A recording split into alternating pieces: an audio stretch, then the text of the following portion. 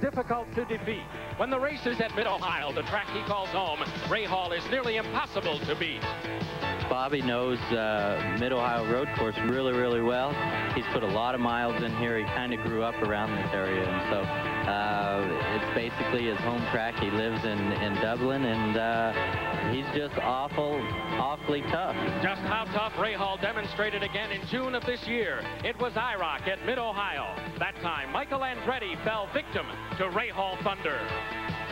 Well, this is Bobby's racetrack, so this is a big race for us. If we can do well here at his home track and then go into our home track in Nazareth and do well, I think we'll be looking good. Last year at Mid-Ohio, Danny Sullivan looked good. He thought he had Rahal covered. He learned the slightest miscue and Rahal will beat you. Well, I think we pretty much had him beat last year, but unfortunately something broke on our car right before Jose accident. So I think he's beatable. Everybody's beatable at their home field. Now, Bobby Rahal is home again, going for his third straight IndyCar victory on the Mid-Ohio course on ESPN's Race Day America.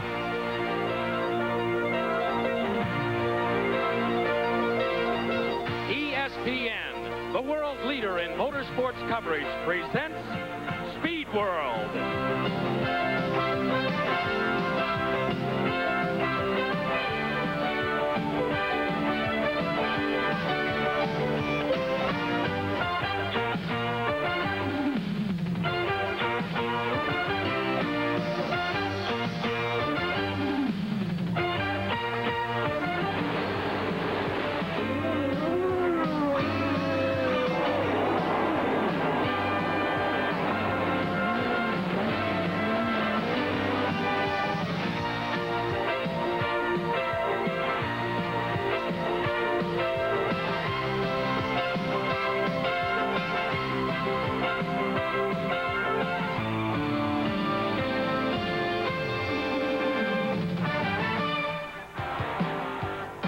Race Day America continues in Mid-America. This is the picturesque Mid-Ohio Sports Car Complex. It's near Mansfield, Ohio, actually Lexington, Ohio, and there are those who say that this is the Mona Lisa of racetracks. Certainly the improvements here have been as great as any speedway in all of America, perhaps all of the world. Good afternoon, everyone. I'm Larry Nuber. You know, there's one other factor, if you are a racer, that you must face when you come to Mid-Ohio, and that is the Denison factor. Denison, yes, that is the first alma mater of one Robert Rahal. Mid-Ohio is the second alma mater, and he has mastered them both. Bobby Rahal, when you come here, do you feel like that you are the favorite, that everybody is pointing toward you? Well, I don't know if we're the favorite, but certainly Mid-Ohio has been really good to me over the years, and whenever I come here, I always feel like we probably have a better shot at winning here than at any other circuit. Bobby Rahal again on the pole here at Mid-Ohio. Joining us for the first time on an ESPN telecast is a man who has been very closely associated with CART through public address and radio broadcast over the past several years, Chris McClure. And he will be joined by a currently active Indianapolis 500-mile race winner. Thank you very much, Larry. Good afternoon, everybody. This is, of course, an especially critical race to all of the drivers as they point toward the stretch drive of the 1987 season and perhaps 1988. But for the four men at the top of the grid, the Andrettis, Roberto Guerrero, and Bobby Rahal, it's especially critical because they are the ones who believe they can still win the points championship for this year. The man way out in front is Bobby Rahal, followed by Michael Andretti, two others trying to catch up. And when you compare this to 11 events completed in 1986, the spread is a good deal different. It was tighter in 1986. But the fact of the matter is they all four still believe that they can win. And Tom Sneva, I think that leads to not only action on the racetrack, but a mind game among them. Well, there's a lot of psychology involved in any kind of sporting event that you're involved with. These guys aren't brain surgeons, but the mental end of our game is a lot more important and a lot more critical than most people realize. So we're going to find out, not only at this race, but for the remainder of the season, what team and especially what drivers have the most upstairs, and we'll find out that soon. Mid-Ohio is very narrow, it's twisty, it's treacherous and challenging even in the best of conditions. Today we have marginal conditions, a little bit of rain on and off, and the tire selection will be critical. Tom, you think that makes it a fun racetrack? Well, this is a busy racetrack. It's tight. You have to hustle the car. There's elevation change, and that coupled with only semi-perfect weather conditions, it's going to make it like a B ride at Disneyland. The driver's going to be looking for a place to deposit their ticket on each lap. It's going to be a handful. 2.4 miles is the distance each time around. 15 turns is what they must negotiate. Let's take a look at the circuit with Tom Sneva's description and looking over the shoulder of Jeff Brabham. Okay, down the pit straightaway, looking for signals from the pits, trying to get set up for a fast left-hander right here. You can use up all the racetrack coming off, sometimes slip the right side tires off into the dirt. Again, heading down into what we call the keyhole area, a series of right and left-handers down to the end of the racetrack. Again, this corner falls away from you here. You lose the banking on the corner. It's hard to get the power down here coming onto the back straightaway, which is very important to try to get the straightaway speed up. Back straightaway, a little kink here, fastest part of the racetrack, and you're hustling the car hard. It's 180 mile an hour. You're looking for a shutoff point here. Now you're standing up really on the brake pedal, pulling back on the steering wheel. Bank corner right here, leading into these series of S's. A lot of elevation change here. The car falls out from underneath you. It's tough to get the power down. Again, going under the Nissan bridge, elevation change, the car falls off. Important now to get the power down as quick as you can, heading for the Budweiser Bridge. Again, a little bit of a bank corner here, not too much trouble, but you use a lot of the speed bumps here. You're on the speed bumps, trying to get the corner straight as you can. Heading down to the carousel, not as fast as you'd like to go. You think you can go faster, but if you try to go too hard, you get the car upset and you can't get the power down onto the pit straightaway again. You've already met Larry Newber. He'll be covering pit activity for this event this afternoon. Our other colleague in the pits is veteran Gary Lee. He's standing by with the man on the pole, Roberto Guerrero. Thank you, Chris. Tom, good afternoon. Anytime you can win the pole at Mid-Ohio from Bobby Rahal, you've won a battle, but the war has not begun. Guerrero indeed starts from the pole position. The weather is marginal, and here, that could be the great equalizer as far as defeating this guy over here. Well, I mean, he's always very tough here, and, you know, it's a long race. So far, we started well by beating him to the pole, like you said. Now we have 200 miles of racing to go, and like you said, conditions are very changeable, and it could make for a very interesting race. The track is gray and black. Where it's dry, it's gray. Where it's wet, it's black. Obviously, that is very difficult because just a little off the groove and you're in big trouble. That's right. We'll be running, if it doesn't rain before we start, we'll be running on slicks, and it seems like it's only pretty much the line that it's through the corners that is dry, and after that it's wet. So if you're offline, it could be very slippery. So we're going to have to be very careful. Here's a guy that's fast and competitive, and all the team needs right now is Lady Luck. Today's Mid-Ohio IndyCar action is brought to you by Quaker State Motor Oil. New Quaker State with QSX keeps your engine cleaner to last longer. By the Goodyear Tire and Rubber Company. No matter how far you go, Goodyear takes you home. And by Dodge, setting new standards of performance.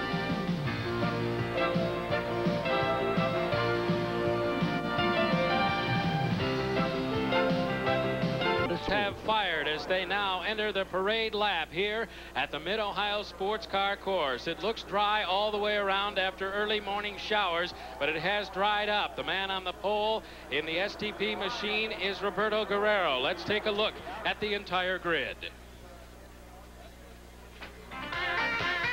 On the pole for the fourth time in 1987 to go with a win at Phoenix, Roberto Guerrero needs points today to think championship. Bobby Rahal, second fast in the final practice, almost unbeatable at Mid-Ohio. Michael Andretti says his car is the best he's ever had here, a course that's not been kind to him over the years. Mario Andretti, he'll drive in pain following the Pocono crash, but he lived up to it at Elkhart Lake, hopes to again today. Danny Sullivan, third fastest in the final practice and has 4 top 5 finishes since going to the March Chevrolet combination. Rick Mears behind the wheel of the car Al Unser won Indianapolis with and then crashed at Pocono. Al Unser Jr. would like a strong finish in his final 4 races for Team Shearson before going to Gallus. And Jeff Brabham also looks for a strong stretch drive coming off 2 second-place finishes to enhance his chances for a good ride in '88. Emerson Fittipaldi, very good on the wet surfaces, 5th fastest in the final practice. And Kevin Cogan, he was surprising to everyone, fastest in the final practice session, and if he gets any room on the track, he could become a factor. And a look at the rest of the field in this starting group of 26 as we have Derek Daly and Jose Legarza in the 6th row. And following them will be Ari Lyondike and John Andretti. In row number 8, Jeff Wood and Davy Jones. And here we have a look at the course from back in the field as Jeff Brabham warms up his tires. One of the in-car cameras we will employ this afternoon. He is in the 8th starting position alongside Al Unser Jr., who you see just in front of him. A bit further back in the field in the 17th starting position, again warming up the tires back and forth across the racetrack, is that of Pancho Carter in the Hardee's Machinist March. He is in row number 9 on the 17th starting position. And there you see the rest of the field unfolding. And Tom, as we get a look at the race course and the pace car coming up, there's Rahall's car and Guerrero. It looks dry all the way around, and they're all going on slick tires, and we weren't sure just a while ago. Well, I think they not only have one eye on the racetrack, they've got to have one eye on the skyline and trying to decide if it's going to stay dry the whole race. But it looks good now, and hopefully that'll be the case for the remainder of the race. Second parade lap about to come to a close. They're off on the back straightaway right now. A couple of S's, the carousel, and will be on the front straightaway. They are going to start on the back stretch. The longest straightaway on the race course is where they throw the green flag. That's so I think, Tom, they can get the bulk of the field on the same piece of pavement before it flies instead of on the front, which is very short from the carousel up to the start-finish line itself. Well, it is. It's a short distance between the last corner and the start-finish line on the pit straight, but I still think that we probably should be starting this race from the start-finish line or in front of the pits because, you know, the drivers are professional. They can adapt to all conditions, and I think we robbed the fans a little bit by starting them over in the back straightaway where there's not as many people to watch the start of that race. They should begin bunching up very shortly as we anticipate the start in just a couple of moments. Who might make an early move, Tom? Because a good start is so important here. Well, start is important. It's real tough to pass. You know, looking at practice times, Cogan was the quickest in the last session where most of the teams will be running on full tanks for maybe even the first time for the race weekend. So Cogan ran quick, and we'll have to look for him to make a move early. And you see the front row, Rahal on the outside and Roberto Guerrero closest to you in the number 4 machine. They have the field in tow, and the Andretti's bunch up right behind them. We are anticipating a start in just a couple of moments. The order will come from flagman Nick Fenoro. They're on the back straightaway.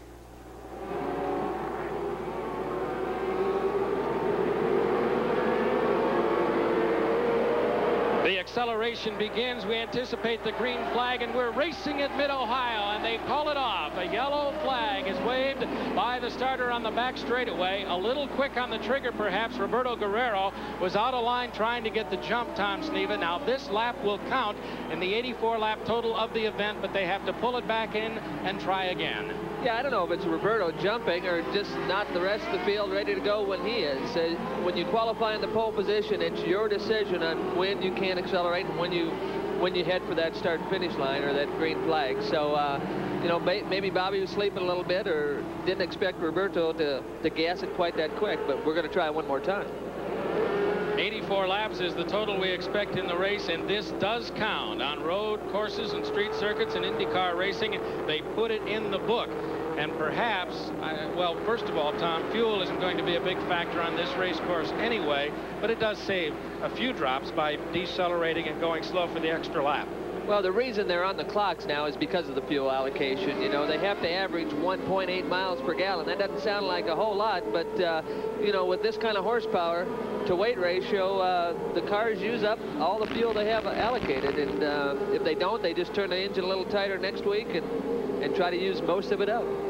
They're on the front straightaway once again, and the first part of the race is in the book. The yellow flag held by Nick Finoro there, and we are waiting for them to get up into the keyhole section of the race course, turns 4 and 5.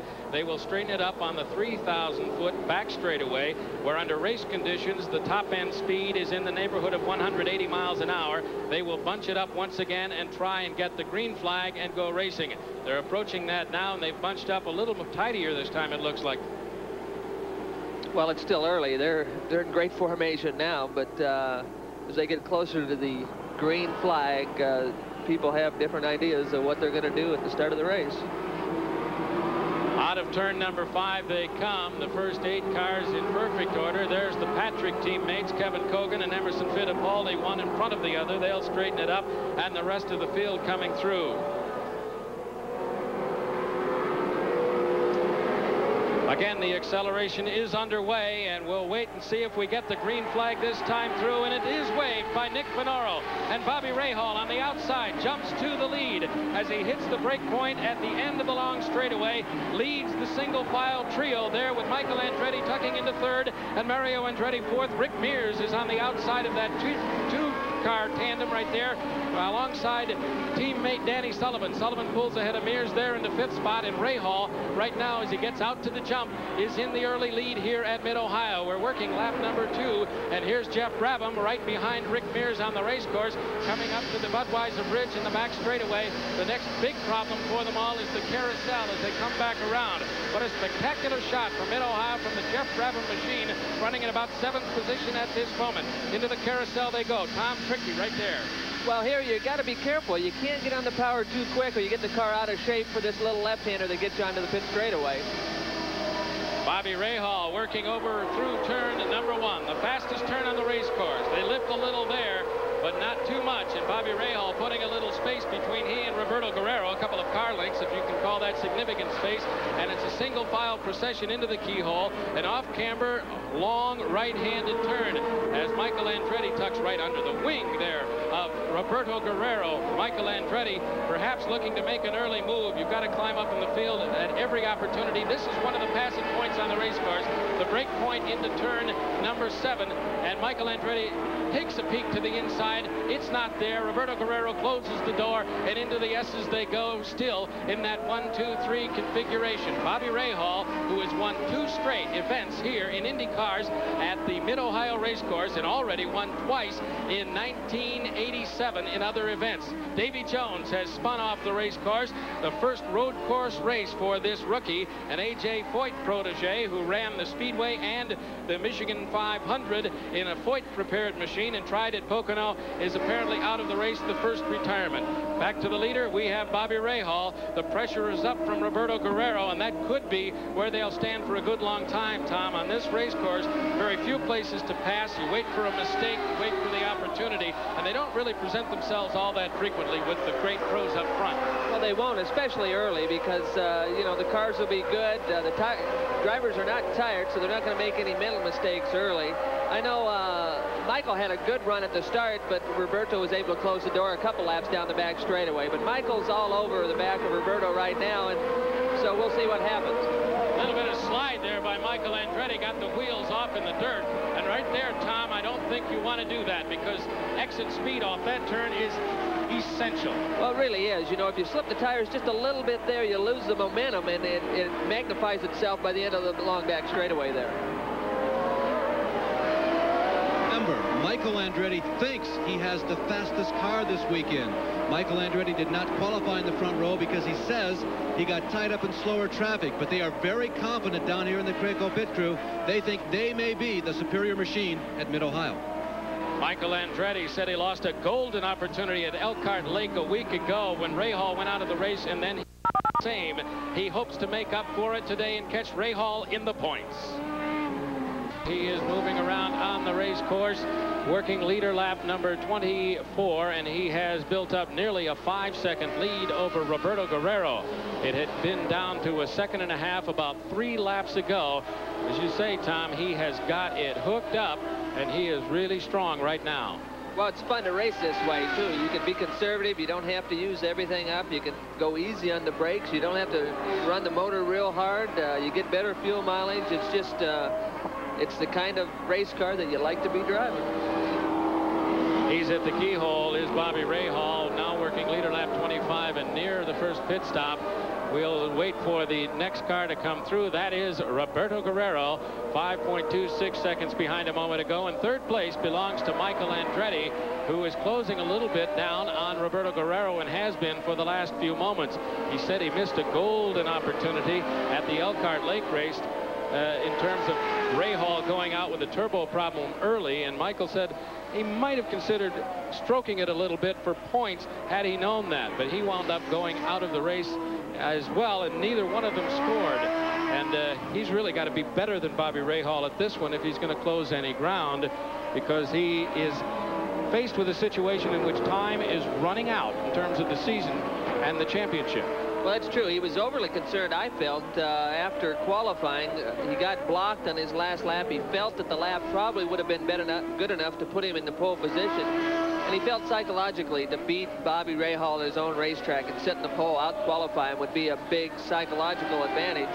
He didn't get that. He seemed a bit more concerned about that than I thought he should have been. But, you know, he's running a smart race right now and just pacing himself.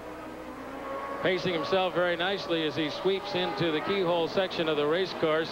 And we have him trying to close down, and he's got Johnny Rutherford in front of him between he and Guerrero right now. Meantime, back in the pack, we have Pancho Carter in the number 29 Hardee's machine. Take a look at some of his action. He's fought the race course all weekend long. Never did really get happy with his setup, Tom. No, he didn't, and it's tough. You know, a lot of the guys, if you're qualifying midfield to back, aren't as happy as they want to be, but they keep working at it. You keep making changes and hope you find something. Here he's getting by Randy Lewis, getting into a fast left-hander on the racetrack. He got by no problem, and away he goes. Pancho Carter, who comes out of short track racing and is very adept at that, is holding his own at least on the road course, but not his favorite place to be by any means. Well, again, one that's not recognized to be a great road racer, but doing well.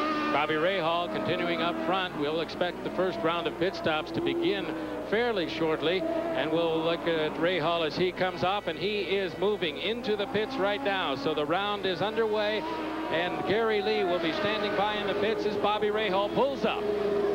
Bobby slides into position actually about a lap early. They had scheduled 27. About lap 26, it will be a 4-tire change as Jim Prescott, the crew chief, team manager Steve Horn, and the Budweiser True Sport team go to work on the Lola of Bobby Rahal. Again, very difficult to beat both the team or the driver here at Mid-Ohio. He has a little trouble engaging the clutch, getting it in gear, but he is away.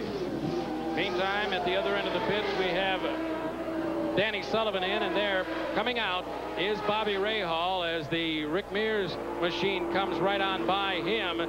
Sweeping into the lead for the moment is Roberto Guerrero, but he's faced, of course, with the pit stop, and the round is underway, and Al Unser Jr. is as well on pit road. There he is coming to a stop.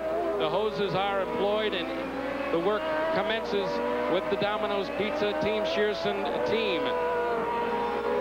Try and get a watch on this. Al Unser Jr. was running in the 10th position when he pulled into the pits, and we'll wait for the shuffle and reset the field, but he is down and away, and that looked pretty good, Tom Sneva. Well, that was. He got it into gear a little bit quicker than Tom did. And out of the pits a lot faster, I think, than Rahal was. If you notice Rahal's stop, no perspiration, no big problem there. And Roberto Guerrero now moves into the pits, and he comes in front of the Vince Granatelli-led team. Up on the jacks they go, and Gary Lee's there.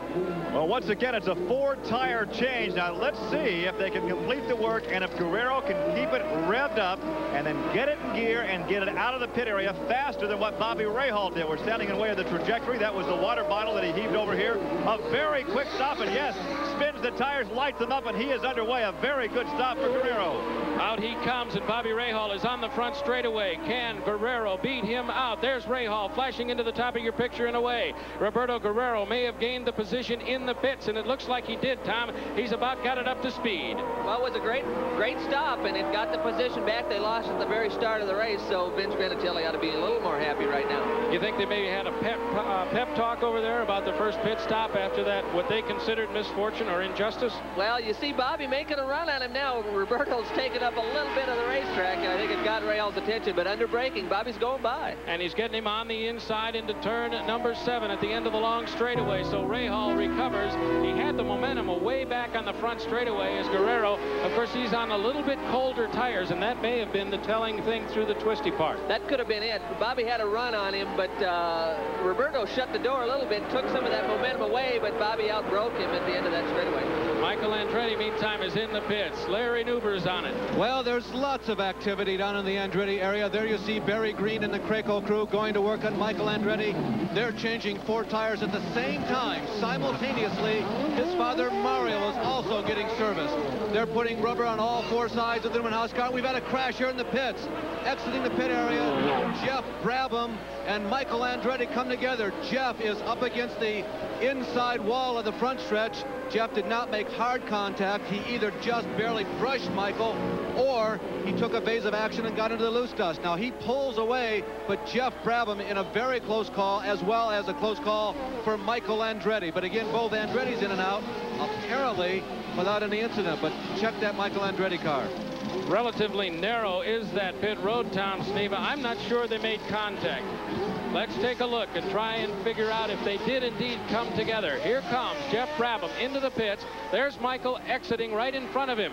Michael is at the mercy of the right front man in terms of the guy on the tires. He pulls out on that signal. Brabham sees it, locks it up, and moves to the outside. I don't think the tires touch, and it looks like, Tom, he avoided that pit retaining wall. Well, he did. He got lucky there. I think Michael took off and maybe took more of the pit lane up than he needed to. He didn't keep it quite tight enough coming out of his pit. But Jeff needs to be looking for that as it comes up, because the pits are tight, and you got to use your head and be careful. Fortunately, no damage to either car. Very fortunately, that can be a dicey situation in there. A little bit of a wiggle there you can see from the Jeff Brabham car.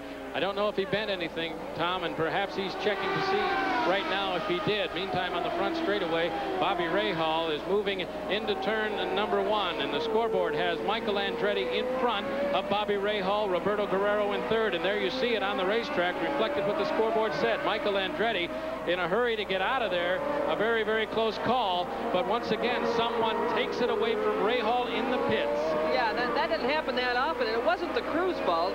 It was actually Bobby getting it back in gear. Here we see Emo trying to get out of the pits, and he's in and out, but stretching the pit stop a little bit longer. So he does his on the 29th lap, and Emerson Fittipaldi getting good gas mileage, listed 5th currently as he gets back up to speed. Aaron Leyendyk whips around him off turn number 1 as he builds it back up. Meantime, the fight up front is between Michael Andretti and Bobby Rahal, with Roberto Guerrero shadowing the two. There is Michael over the jump. Sliding in behind him is Bobby Rahal, trying to regain the lead for the second time in the last couple of laps. Roberto Guerrero got a sensational pit stop and came out first. Rahal took him almost immediately and got back in front.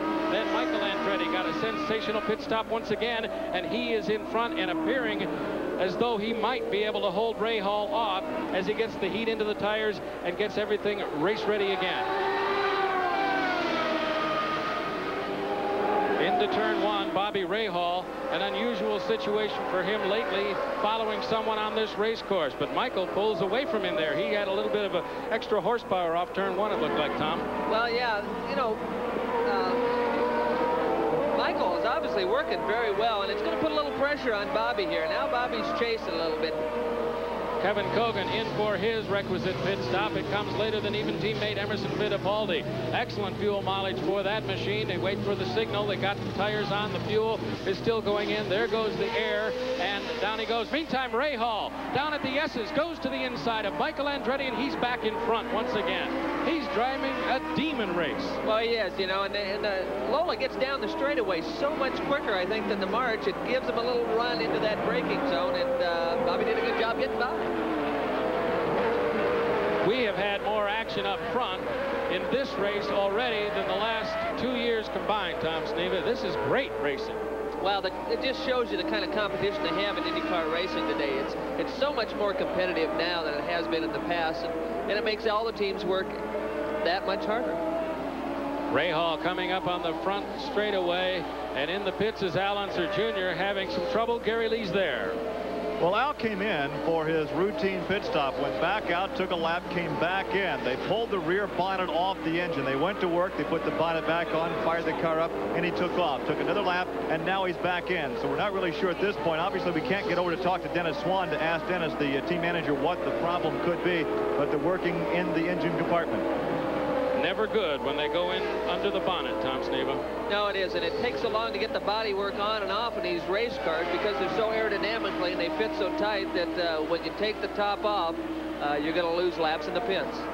Meantime, Rahal moves through Pancho Carter. There you see Michael Andretti going around Pancho from the in-car camera. And first and second place pulling away from Pancho Carter right now into the S's. Pancho Carter trying to pull him in, but he's not going to. Not on this day, it doesn't appear. And Bobby Rahal slides through once again. Turn number 11 and 12. Again, the rhythm coming back. Does the rhythm go away that much during a pit stop? The only reason the rhythm goes away is because when you first come back on the racetrack, you got fresh tires, and they get a lot different bite on the racetrack until they get some temperature in them than when you came off the racetrack. So a lot of times the steering will feel real heavy. You think you might have some kind of a mechanical problem, but it's just because the tires get so much more grip when they're cold than they were when you after 30, 35 laps on the racetrack. So you got to be careful coming out of the pits on fresh tires. Let's go back pit side. Gary Lee standing by with more on Little Al. The work continues on the Domino Pizza Hut when car number 30. We had a chance to yell over the pit wall to Dennis Swanson. What's the problem? He looked back, smiled, and said, electrics. Now, of course, Tom Sneva, that can mean the spark box, the ignition, wiring, spark plugs. There's still a bit of scurrying about here as they get ready to put the bonnet back on. They're not really sure they have the problem, although they are changing the spark box over in the right side pod. Well, that's, you know, it's a problem that all the teams run into. The electronic components in these race cars take a real beating because of the vibration, the speed, and the way the drivers have to hustle the cars around. Electronics have been a big problem. They're expensive. We tend to get more electronics in the cars every year, and it becomes more expensive. And a lot of people are under the impression that maybe we don't need all the fancy stuff. It just ups the cost and causes more trouble, and that's what we're seeing here today. Perhaps 23rd position at Elkhart Lake a week ago, and a blown turbo that cost him any points in the event lit a fire under Bobby Rahal, but he's got it his way at Mid-Ohio. We're half distance through the event, and he has a lead of 3.61 seconds over second place Michael Andretti, the man chasing him on the racetrack this day and the man chasing him in the points for 1987. Meantime, the disappointing season for Al Unser Jr. continues with a retirement. Let's go to Gary Lee with those details. Indeed, it has been a frustrating weekend for Al Jr. We're back in the garage area. Al never got out of the race car. He actually drove the race car back, drove it into the garage. They closed the door behind. There is now a conference going on with Dennis Swan, the remainder of the crew. Al Unser Jr. still standing in there with the helmet on. I talked to Dennis. He said, it's ignition. We couldn't get it fixed. We're in everybody's way, so we're going to park it. We're hopefully standing by, and we'll have Al come out momentarily and give us his assessment of what happened to the hot one. Just a couple of years ago, Tom Sneva, Al Unser Jr. missed the championship by a point, and certainly in 1987, not so much in 1986. It's been a backward procession. Just racing luck has not been his, and that's a tough period to go through. Everybody faces it, but it's no fun. It is no fun, and it's hard to explain sometimes because a lot of times it's because you change teams or something like that. It'll cause one year to be worse than another, but he's basically with the same team that had been together for 2 or 3 years now. They should be stronger. They were in the championship point hunt a year or so ago, and this year no luck going their way. It's hard to explain. It's hard from a driver standpoint to tell other people or explain that situation to other people why some days just aren't as good as others. Meantime, Michael Andretti continues to try and reel in Bobby Rahal as he just clears Jose Legarza in the number 55 machine, a back marker there, and under the Budweiser bridge. The gap between Rahal and Andretti seesaws each trip around depending on the traffic they encounter. It might get down to 2.5 seconds, then back up to 3.9 and down a little bit and back up a little bit. The bottom line of it is that Rahal right now is not apparently in any jeopardy from either Michael Andretti nor this man, Roberto Guerrero, running in third, Thomas.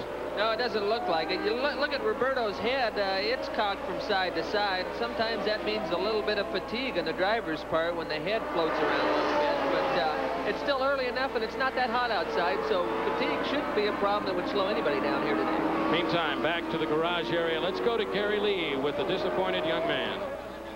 Well, first, let me say there are a lot of drivers that once they're in the garage and the door is closed, they're not going to come back out. Word went in that we wanted to talk to Al, and here he is. We appreciate you coming back out. From the driver's perspective, what happened? Well, the thing, we had a fuel pickup problem, and so that's why I had a couple problems right there at first when Kevin and well, the Marlboro cars, when they passed me, I had a fuel pickup problem, so I came in and got some fuel, went back out, and then I guess something in the electronic injection system broke to where it wouldn't allow the turbo to get any boost, and then once you went wide open, the engine would start missing. So it would only run normally aspirated and then only part throttle. We talked about what Dennis had said earlier in a bit of sportsmanship. He said, hey, we can't fix it. We're in everybody's way. We're going to park it and call it a day. Obviously, a deal of sportsmanship, because you could have stayed out there. Well, no, not really, because it only run part throttle, and we would have been lapped as many times as it would be if we were sitting in the garage. So it was good that we pulled it in the garage, and what was sad was that we couldn't fix it. The guys, they tried, and they did a super job, and it just didn't work what we tried fixing. They struggled to a third last week at Elkhart Lake. We talked about how difficult that third place drive was in Victory Lane, and now the frustrations continue. Well, it's just one of those things. The Domino's Pizza Team Shearson is a great race team, and there's nothing wrong with them. They just, we've been going through some bad luck here, and one of these days we'll get some luck on our side. Well, again, we appreciate you coming back out. Thanks. The face tells the story, certainly the disappointment there for Al Unser Jr. This man making a run at his second straight championship. If he can accomplish that through the remainder of this event and 3 more in 1987, he will be the first to have back-to-back championships since Rick Mears in 1981 and 1982. Tom Sneva, you know the thrill of a championship. You've done it twice yourself. What does it mean in the long pull for a driver? Is it the final exclamation point on a career saying, yes, at least for that period of time, I was the best? Well, it's a good feeling, not only for you, but for the team that you work with. It's a lot more than one race. Indianapolis may be more recognizable than a national championship, but in the driver's mind and the team's mind, it's so important to be able to put together a full season and not just one race. So there's a lot of pride involved in that, and us being a 2-time national championship, I know what Bobby's looking at, and he's having a pretty easy time of it right now. He's pushed his lead over Michael Andretti out to 6.8 seconds, and we take a look at the driving style into the turns. He really hasn't backed off any, it doesn't appear. From the earlier laps, he was attacking those corners out there in the S's and really flying over the jump right there into that turn very hard. And there's no give in Bobby Rahal. He drives every lap the same if he possibly can. Well, he's a very smooth race driver. And you notice that that car he's driving is not slipping and sliding as it comes off the corner like both the marches of Roberto Guerrero and Michael Andretti's is doing. So the car is just hooked to the racetrack, and it makes it easy for the driver. And to the observer's eye, you wouldn't see anything particularly wrong with that man's car. In fact, Michael Andretti had said he thought he had the best car working for him ever at Mid-Ohio and perhaps in the whole field, but he can't gain any ground. In fact, that last trip around, the lead for Bobby Rahal went from 6.7 to 9.2 seconds. He's just running away at the moment as we come up toward the second round of pit stops. Michael Andretti working his way into the keyhole. He's very smooth and accomplished, and of course he comes from the Super V's and a lot of road course experience, so running up front for him would be no particular surprise. He started doing it right away in Indy cars once he made the transition, and there's Rahal down at the end of the straight into the S's, and again very smooth through there. He really does use that little bit of dirt on the inside to help him through the turn. Well, you wouldn't think that'd mean much, but the way that track crests that hill, you got to hang those tires off into the dirt. You're just so much quicker, and it's so much easier to get down the hill on the other side. If you do that, you almost are forced to do it. Meantime, as we approach the second round of pit stops, let's go for some strategy analysis. First to Gary Lee. As we recapitulate just a bit, Bobby Rahal stopped on lap 26. Now, we talked to Steve Horn. He said we're going to stop on lap 55, which means he would get 29 laps on that second load of fuel, which means if he can go to lap 55, he would have to go another 29 laps to lap 84 for the finish. I said, are you going to stretch it just a little thin if you go to lap 55 and have actually 2 runs on 29 laps? He said, no, our fuel consumption is just fine. Obviously, they know what they're doing here with the brain trust in the pit area, and Bobby knows this track as well as anybody. Let's go on down now the pit area and check on the Penske strategy. Here's Larry. A little different, Gary. They took on no tires. 2 cars, 8 attempts or 8 opportunities to change tires. Not a one was changed. Ask Roger Penske why. Don't need new tires. So we go on. Let's talk about fuel strategy. They stop on lap 27. Now you multiply 27 times 3 and you don't get that magic number of 84, the distance of this race.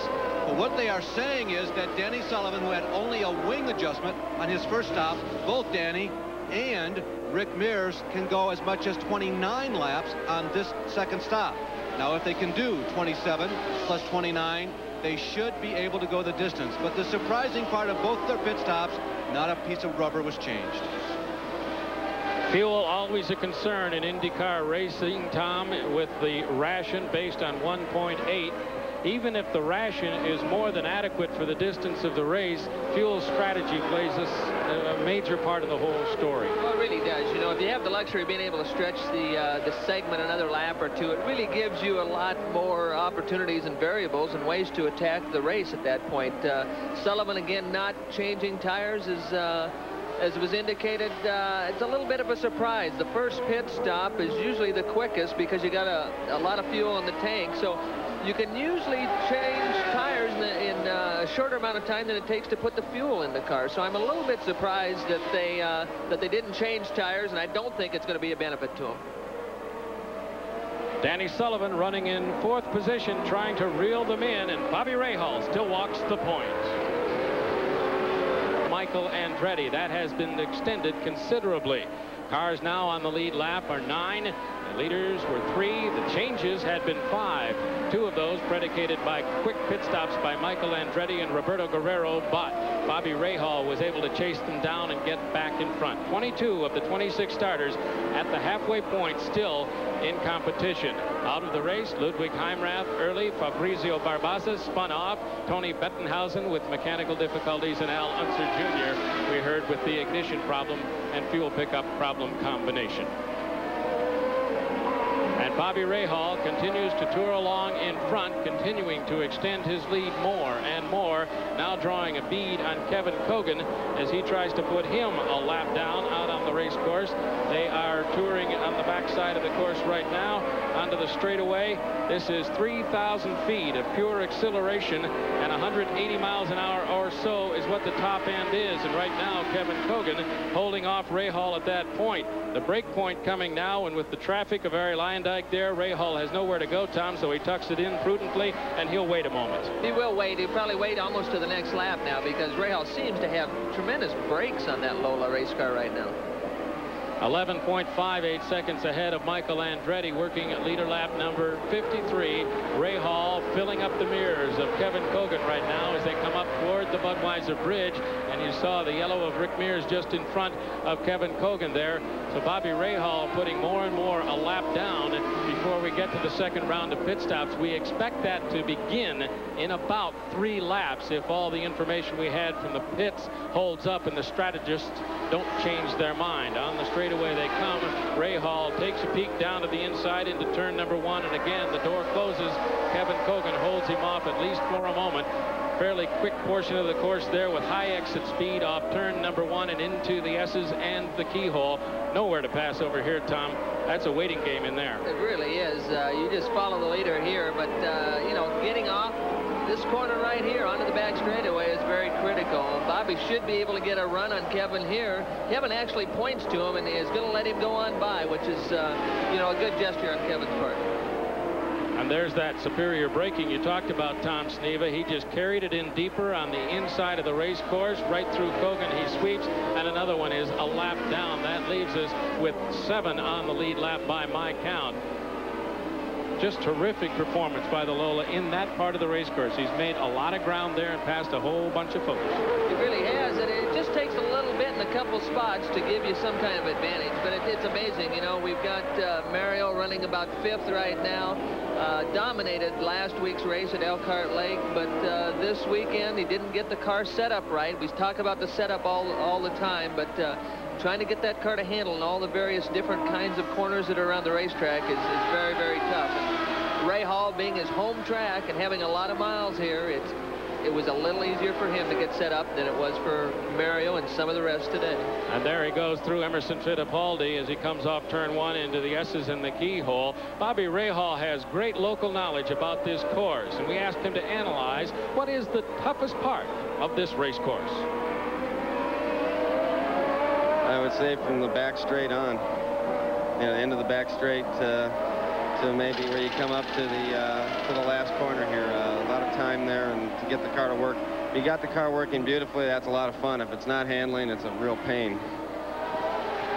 Bobby Rahal is in that part of the course he calls the toughest, from the end of the back straight through the S's, up over the hill and back to the Budweiser Bridge, and finally the carousel. A lot of activity, very busy in there, a lot of gear shifting, and we'll wait and see if Bobby Rahal is ready to move to the pits for his second and perhaps last pit stop of the event as he turns it through, coming up to the carousel.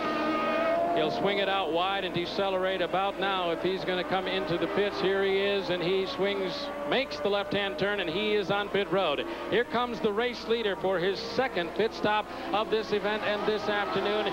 He is pulling up in front of Steve Horn and his people, and Gary Lee has it. He is right on the money, right on schedule. They will change all 4 tires, top off the fuel. Now remember, he didn't get back on the throttle and get out as quickly as perhaps Guerrero did the last time. Let's see if it's faster this time. The tires have changed. They're topping off the 40 gallons of fuel, and he is underway again. Having a little trouble engaging it, but now he lights up the tires and he's underway.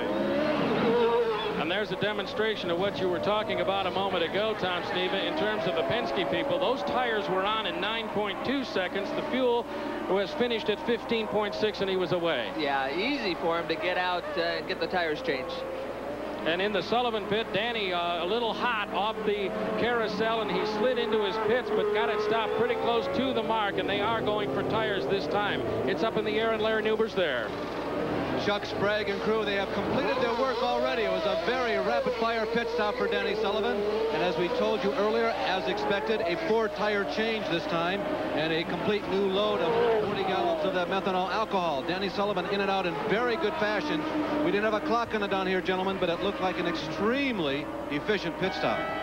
After he came sliding in, the crew went to work and rescued the situation, and really Danny Sullivan rescued it by getting it stopped on the proper mark, and he was really hot. Well, he was hot, but he also had the first pit that you come to as you enter the pit, so he's got to deaccelerate in a hurry, and here's Fittipaldi in the pits. 7th place he was when he came to the pits. He's getting the service now, and Roberto Guerrero is in. He's already got his tires, and the fuel hose still engaged. Gary Lee.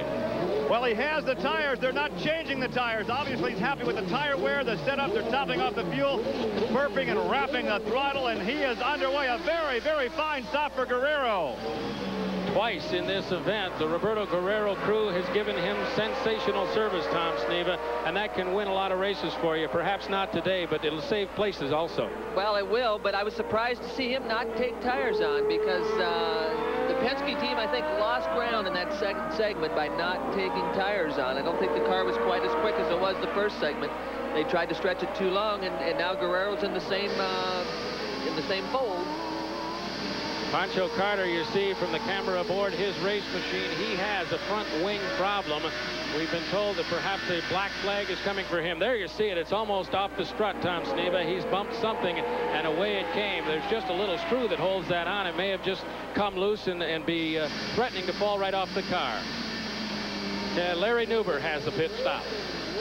Well, Rick Mears has completed the pit stop. Rick Mears pulls out in the Pennzoil number 8 March Chevrolet powered car. Remember, this is a 1986 chassis. Rick was supposed to come in on lap 56. Guess what? It's lap 56. So 27 and 56 are the 2 laps that Rick Mears has pulled off. That means apparently he has the ability to go 29 laps, and that should be enough. You know, a couple weeks ago, we visited the Winston Cup stock car circuit. Rusty Wallace had a car that they called Samson because it has survived so many adversities and it keeps rolling along. My vote for Samson in the kart circuit is this car that Rick Mears is in. You guys mentioned earlier that this is the car that Al won the 500 in.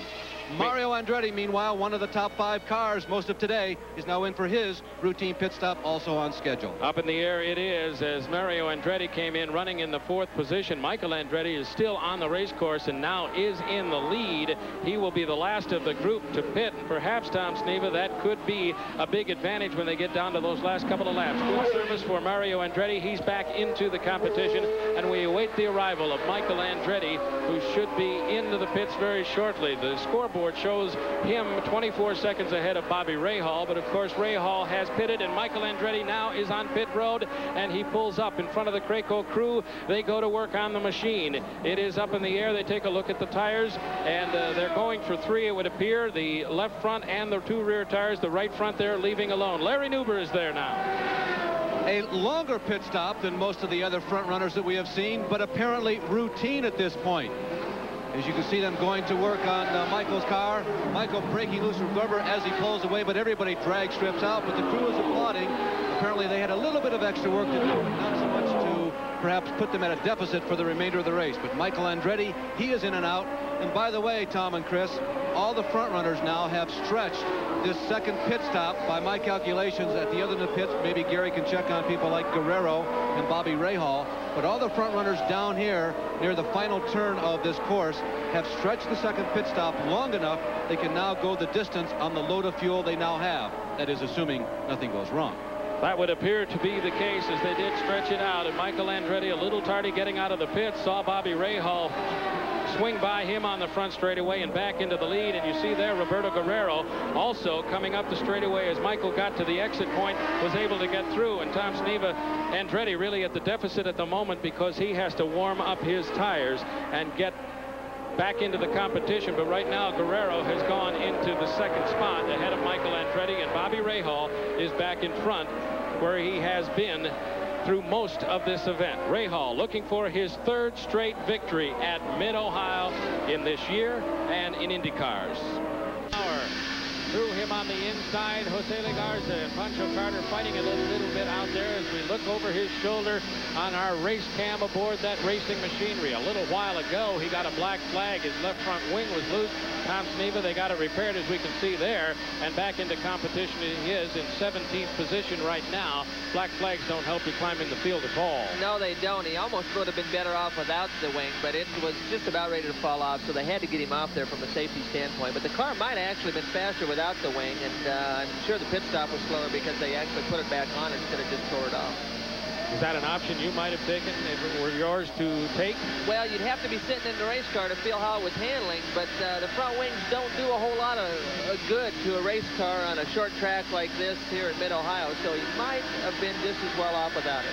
Very well off as this man, Bobby Rahal. It's been all Rahal so far at Mid-Ohio on this Sunday afternoon, this Labor Day weekend, seeking his 3rd straight victory in IndyCars on this course, which would equal a record that he shares with Tom Sneva in events in previous years. Rahal moving to the end of the straightaway once again. He's working leader lap number 69. Let's take a look. We had a trouble a little while ago with one of the front runners, Mario Andretti, encountering a problem on the race course, and there's Mario Andretti down to the inside up against the Armco. Out of the car is he spun and stalled, had a little damage to the front, Tom Sneva, and he's out of the race. Yeah, he stalled on the racetrack, so he didn't stall up against the guardrail like this. He did have some damage to the front end of the car, and he wasn't able to keep the motor running, so it makes Mario's day a little shorter than he wanted. Well, the word from the crew is there was just a little more to that incident than what our cameras caught, gentlemen. Apparently, Scott Goodyear spun in front of Mario. He had nowhere to go. He told the crew he T-boned him. That's what put him out of the race. That brings to 10 the total of retirements out of the 26 starters. Up front again, Bobby Ray Hall working his 70th of 84 laps. The clock is winding down on the rest of the competitors to try and reel him in. Roberto Guerrero, as a result perhaps of the last round of pit stops, did get into second place. He did not take on tires but fuel only and got through Michael Andretti. Of course, Michael's pit stop was a little bit tardy also, over 20 seconds, and the average for the rest of them that came in that second round was about 16 seconds. But Guerrero on old rubber, and perhaps that could betray him before this is ended. There's Roberto Guerrero moving into the keyhole section of the race course, trying to overtake Kevin Kogan once again.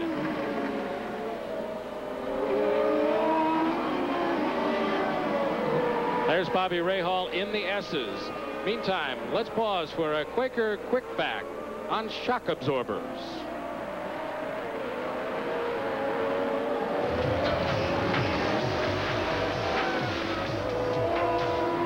Quick backs are brought to you by New Quaker State with QSX. Keeps your engine cleaner to last longer.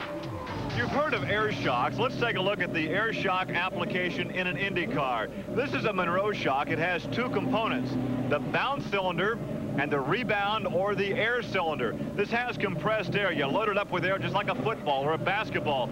The bounce is connected to the upper A-arm. The rebound is attached to the rear of the gearbox. Now, for practice purposes, they will start soft. Now, if the car is bouncing too much, they soften out the bounce unit. If the rear of the car is walking like this, they stiffen up the air or the rebound unit. It has 6 different settings. So the driver goes out, takes a few laps, comes in, confers with the crew, and they move to the back of the car and make the adjustments on an air shock. Second place belongs to Roberto Guerrero, but for about 2 laps he's been trying to fight his way through Kevin Kogan on the race course and once again go on the attack against Bobby Rahal. Perhaps his tires betraying him. In the last pit stop he did not take on any rubber. Let's go to Gary Lee with Vince Granatelli and talk about that situation and whether it's going to cost positions for Roberto. Well, first of all, we'll mention if Vince could, he'd take the move over flag, walk out there to the pit wall and wave it right in front of Kogan, because you're not too happy right now with Kogan. Well, no, if a car is going to be lapped right now and he's not in contention to win the race, he shouldn't be holding up the second place car. Let's go back and talk about pit strategy. A very, very quick stop the last time in for fuel only. You elected not to change the tires. Why? Well, we don't feel that we had to change the tires. He feels that he's comfortable enough to go the entire distance, and we know these are good, and we're going to stay on them. You can go the distance without fuel. Well, one more stop. That's another story now. You know, if our car goes the distance without stopping, we've got a good chance of finishing right where we are or better. Yeah, but you're hedging a bit now, because about 5 laps ago you said, no, we're not going to stop again. Oh, we're definitely not stopping. All right, there you go. We'll wait and see if those tires betray Roberto Guerrero. Well, not that pass down the straightaway. Guerrero did finally get through Kevin Kogan, and he now has a little bit of clear track in front of him, but the deficit is 15 seconds. That's what he has to make up to get back to Rahal. Since the pit stop, he has been able to maintain the space of 3 seconds over Michael Andretti. So far, the tires are holding up, and only time will tell us in the last 13 laps of the event if they can continue to do so. Roberto Guerrero second.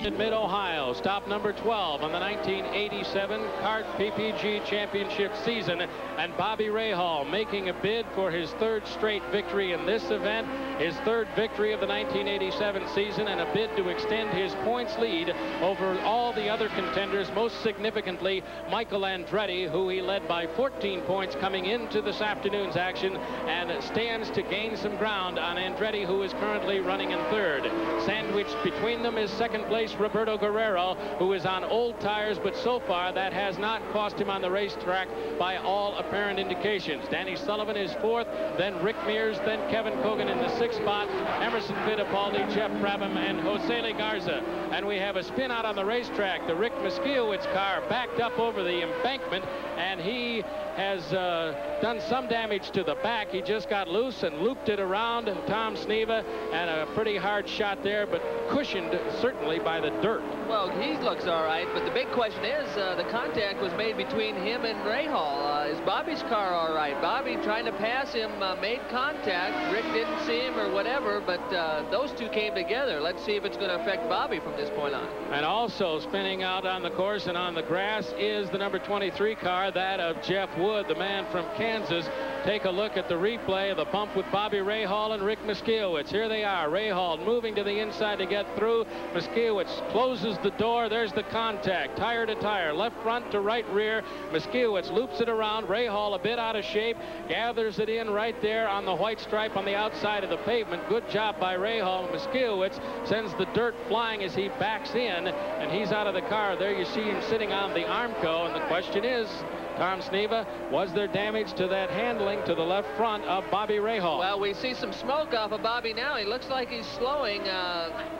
There goes Guerrero. Guerrero is swept into the lead, and Bobby Rahal did obviously sustain some damage in that contact with Rick Miskiewicz, and suddenly the whole picture changes at Mid-Ohio with Roberto Guerrero moving into the lead at the jump, and he's pulling rapidly away from Rahal, who may be in jeopardy of not getting around to the pits at all.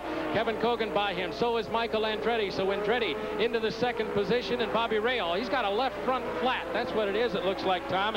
He's waving at his left front tire, and he will make it to the pits and get a tire, but his race victory potential appears to have gone away with 10 laps to go. Yeah, it does look like the left front is in some kind of trouble, and Bobby's just got to limp back to the pits. Obviously, it could have happened a lot better spot in the racetrack than that, but it looked like it must have been a slow leak because he actually went by the pits one time after the contact before he decided he had a real problem. Meantime, the leaders, Roberto Guerrero and Michael Andretti, have swept into the course. And let's go to Gary Lee as Rahal arrives at the pit. We can now see the end results as he slides to a stop. That left front is flat. The crew goes to work. It's too bad we could not show you the expression on the faces down here when they realized that Bobby had to come in. A very quick stop, but a very costly situation.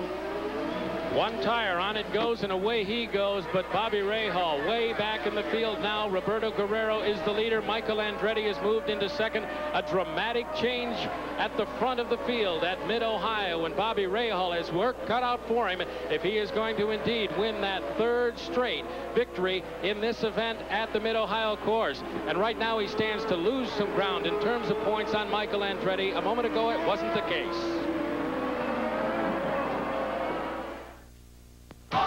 Off the lead after the contact with Rick Miskiewicz caused damage to the left front, at least a flat tire and perhaps more. Time will tell whether he can gain any ground or if he falls back further in the field. Danny Sullivan just a few seconds back. Here's what happened, Tom Sneva. Rick Miskiewicz moves over on Bobby Rahal. There's the contact. Miskiewicz up in the air a little bit and slides off the track completely and into the embankment. Bobby Rahal did gather it in, but the damage had been done, and he eventually had to give up the lead and go to the pits. Let's go to the pits and Gary Lee. We can show you now the end result. What happened when the two cars got together? The valve stem was knocked off here, allowing all the air to escape. That's why Bobby actually went by the pits the first time. Now, as the air went out, we can show you what happens to the tread, or actually the sidewall of the tire as it cuts down to the wheel. Now, if we can turn around and find out where Steve Horn is, we'll check back with Steve momentarily and see exactly what Bobby had to say from the cockpit. I don't imagine it was pleasant. And look, Michael Andretti has spun off the track, running in second place, and suddenly in the late going, racing luck, negative racing luck, jumping up and biting two of them. First Bobby Rahal, and now Michael Andretti, who apparently has no power left. The engine is shut down, and his day is done, and he's going to back up in the field as the others come around, and Roberto Guerrero is all alone out in front suddenly by about 45 seconds over second place, Bobby Rahal. Well, that's a lot of changing in a few laps, I'll tell you. We've got a big change in this race. Guerrero looking obviously pretty strong right now, but bad luck first for Rahal, and now Michael's in trouble. Roberto's looking good.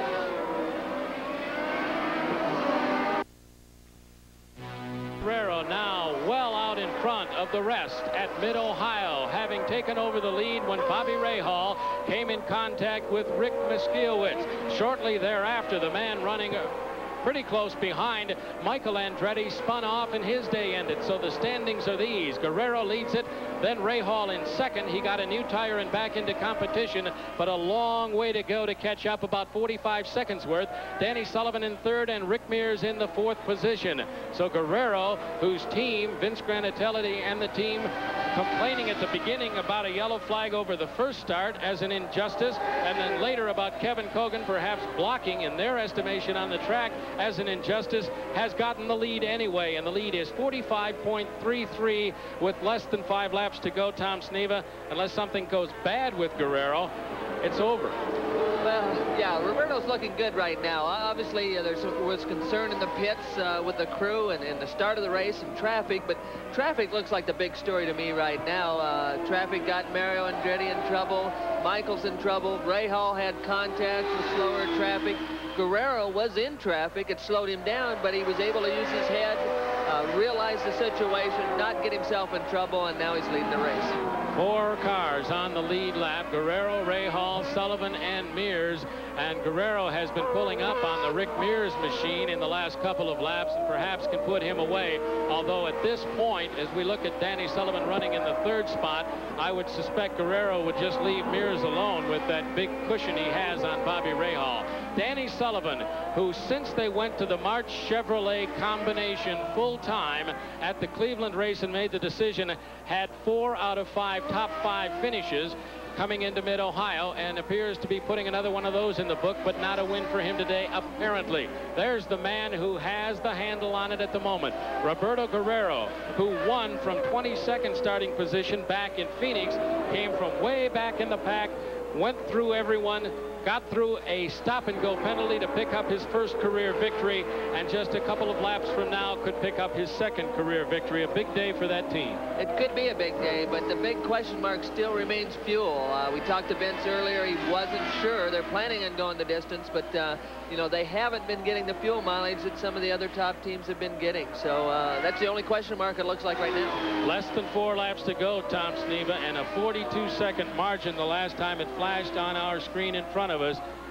A break perhaps for Roberto in that he could get off the boost a little bit, conserve that fuel, and make it a less critical question. Yeah, the only one that could tell us the truth right now would be Guerrero on where their mileage is. But because he's got that kind of a cushion, he doesn't have to work the car that hard. He can shift it a little bit shorter, meaning not turning the RPMs, and RPMs take fuel. So if he can cut down on those RPMs, he'll be all right. Speed guns have them about 180 miles an hour on this straightaway. Roberto Guerrero, with less than 4 laps now to go, less than 3 as he turns into the S's, is the race leader. Now down to a 37-second margin over Bobby Rahal, the last pass through the timing lights, and 41 seconds over third place Danny Sullivan. Very comfortable is he over the jump. The right-hander heading back to the front straightaway. Roberto Guerrero looking for career win number 2. Guerrero is the man in the lead, and he is well off the pace in terms of what he'd been doing earlier. There you see Emerson Fittipaldi go by him. A moment ago, it was Kevin Kogan going by him. Bobby Rahal, the last 2 laps, has run 5 seconds per lap faster. The problem is he's probably too far back to catch up. Still 32 seconds in arrears of Roberto Guerrero. Bobby Rahal had won the last 2 IndyCar events here in 1985 and 1986. Will look like a good bet for his 3rd consecutive until he got in contact with Rick Miskiewicz. And now Roberto Guerrero will take no chances. He will cruise it home if at all possible, Tom. Well, that's his objective right now. I'm sure Bobby didn't want to be in that position. Bobby's probably running the car harder than he had all day, trying to catch Roberto right here.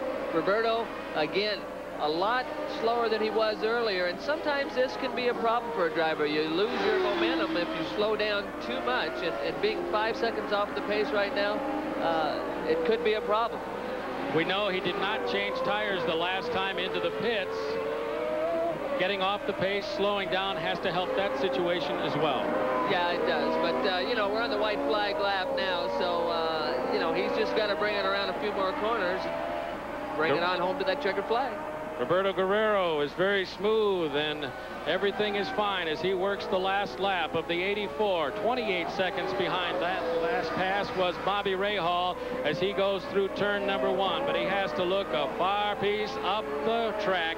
to see Roberto Guerrero. And there you see Danny Sullivan running in third place, running hard right now, trying to reel in Bobby Rahal in the last few seconds of this event. Meantime, at the end of the straightaway in the S's and at the jump is Roberto Guerrero, less than half a lap away from his second career victory and an opportunity to gain some ground, at least in the points chase for 1987. But with Rahal in second, he's still going to come away in pretty good shape, particularly since Michael Andretti had spun off. And here comes the Kevin Cogan car on the front straightaway through the carousel. Now is Roberto Guerrero. He straightens it up. Nick Finoro waves the checkered flags, and Roberto Guerrero, fist raised in the air, has captured the Escort Radar Warning 200 at Mid-Ohio, his second career victory. Happy crew down there. Vince Granatelli's charges. They did a lot right and took a chance with the tires, and he picked it up. And Bobby Rahal now tours through the carousel. He will finish in second position and pick up 16 points. And there's Danny Sullivan in the third finishing position, his fifth top 5 finish in the last 6 races with the March of '86 and the Chevrolet power plant. Well, a good day for Guerrero, and also Danny again running in the top 3, doing a good job with a year-old race car. 93 for Roberto Guerrero, his first since Phoenix and the second of his career.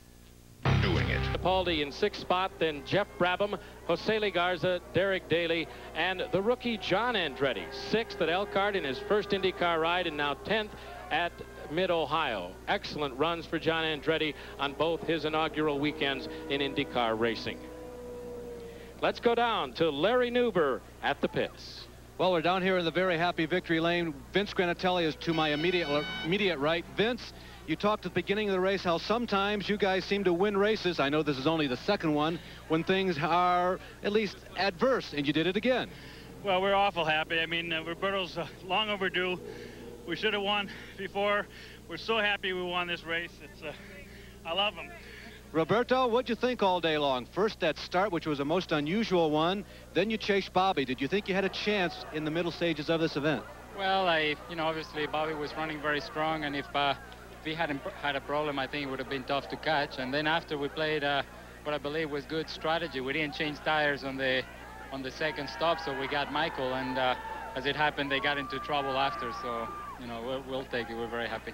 You picked up a few points on Bobby, but Bobby finished second. You guys are still in the hunt, but boy, it's going to be tough with just 3 races to go.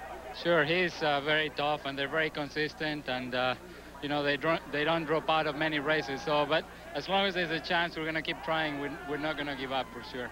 This is some debut for you as a car owner. This guy was so close for so many races at winning. Now he's got you. He's got 2. Well, with a True Value STP car doing a great job as it did today, and my great crew and great driver, I hope we keep going. He was the fastest qualifier, and now he sits in victory lane. And so, with a little racing luck and tenacity, Roberto Guerrero has his second career victory, and Tom Sneva gains some ground in the points. He really did. It was a tough, tight dance floor out there today, but Roberto Guerrero gets his dance card punched for the second time in the '87 season. And our congratulations to him and the Vince Granatelli team. On behalf of Tom Sneva, Gary Lee, and Larry Nuber, this is Chris McClure. Thank you for joining us from Mid-Ohio. Good afternoon, everybody. Indy Racing from Mid-Ohio has been brought to you by Busch Beer, the beer with a taste as smooth as its name, and by Quaker State Motor Oil. New Quaker State with QSX keeps your engine cleaner to last longer.